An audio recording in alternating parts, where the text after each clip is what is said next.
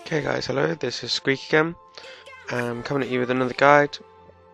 Today is a slightly high requirement guide, but the only reason I'm releasing this is because I think the thing that I'm killing is absolutely amazing, and I really want you guys to try and strive for something a little bit higher in the game.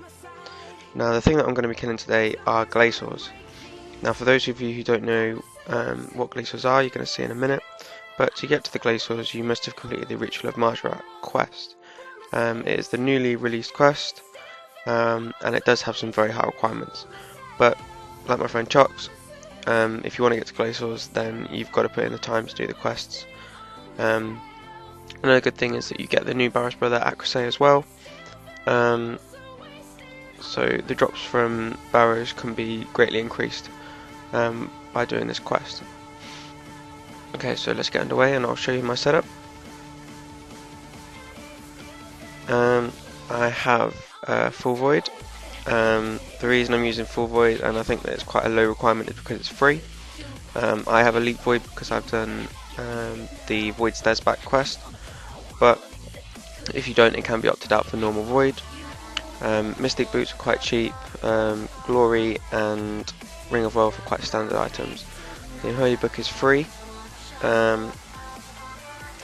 Ranging Cape can be opted out for any sort of mage cape or level cape if you don't have a skill cape yourself.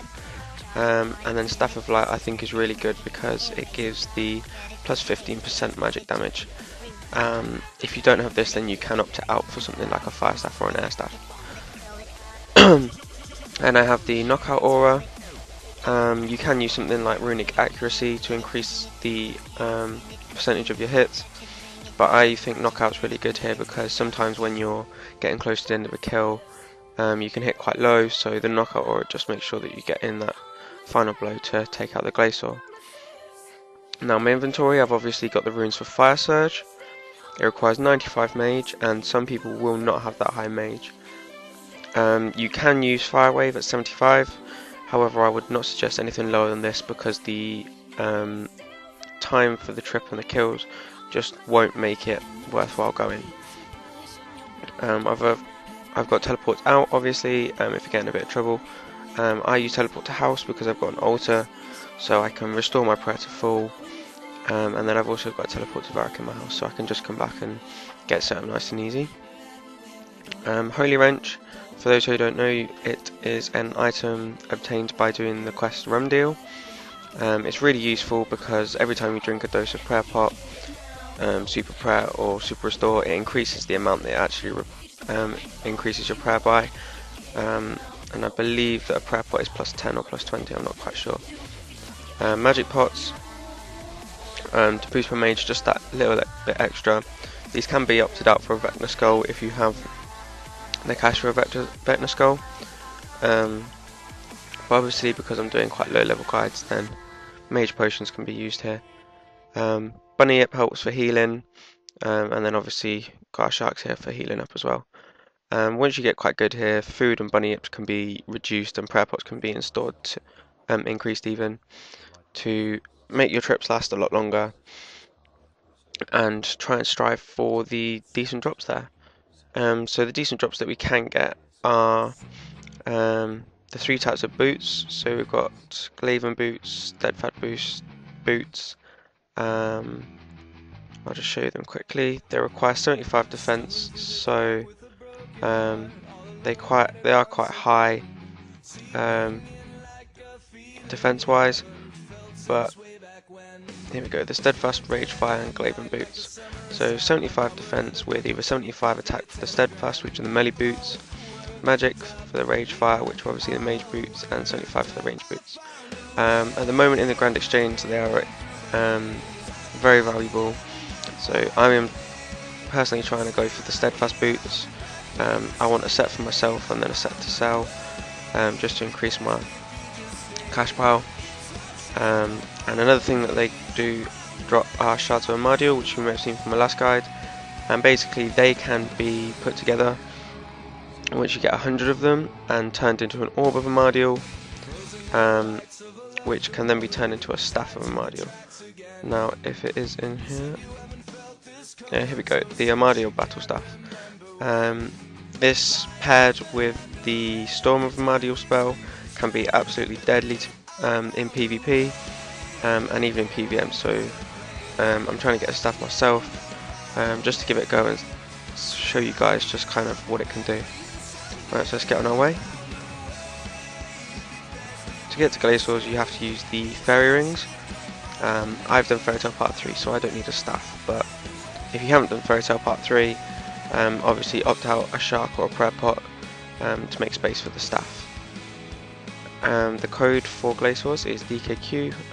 It's on my travelog here, so it's nice and easy just to click to. Now when you enter the Glacor cave, they will be unaggressive, so don't worry about having to quickly get yourself sorted and start killing. And you also get, for people who've done the quest will know, there's the Stone of Jazz, and it just gives me a boost here. It's an invisible boost, but it is noticeable, as you'll see when I start killing these. Okay, so there's a half kill Glacor here, which is exploding, so we're just gonna get rid of him. I'll explain all about these when we kill it. Basically this is on the very last stage of being killed, because there are, well, it's two stages for the Glacor, but I count it as 3, as you'll see in a minute. So let's just get my aura on.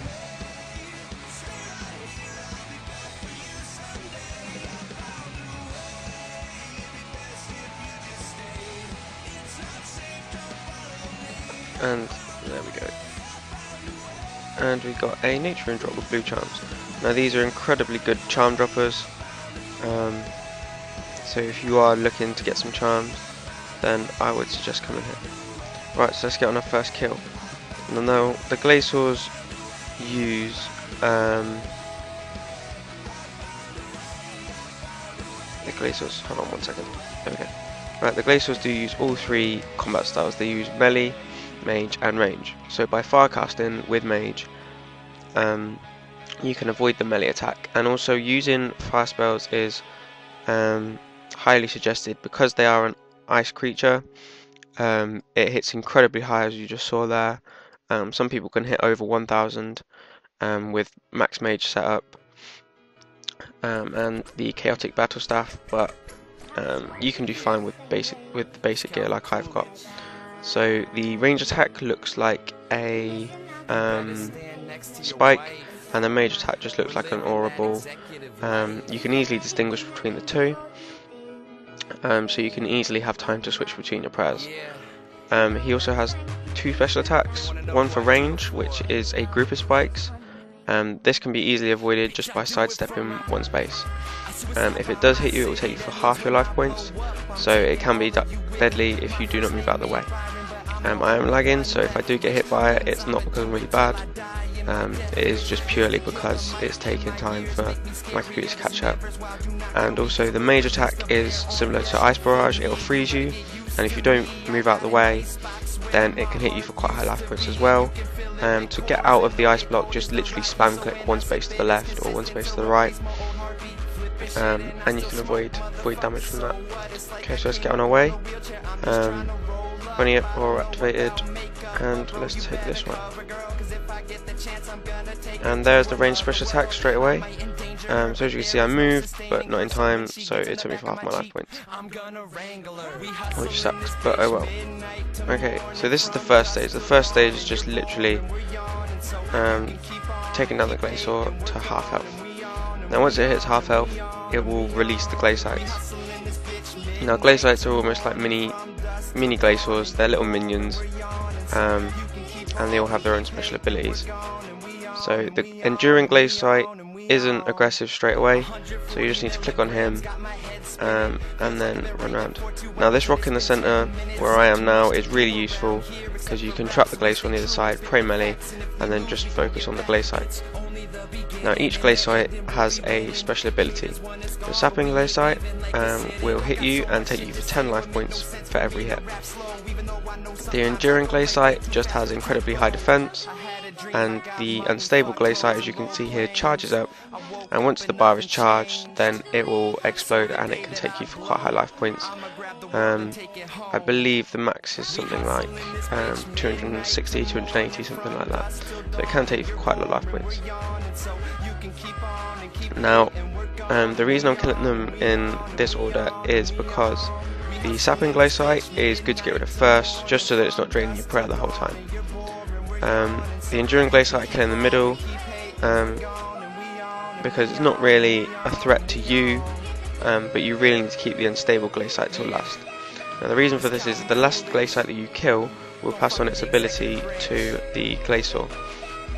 So if you kill the enduring glaciolite last, then the Glacor is going to have incredibly high defense, and because it's already a level 475 even, you really want its defense to be as low as possible. So the reason we kill the unstable last is because you can easily attack the Glacor. Oh shit, sorry guys. You could attack the Glacor and take it out kind of easily there. It wasn't really easily, Honey died, but like I said before, I am lagging really badly. Okay, so that's sort of like a basic outview of Glacors. As you can see, good charm drops.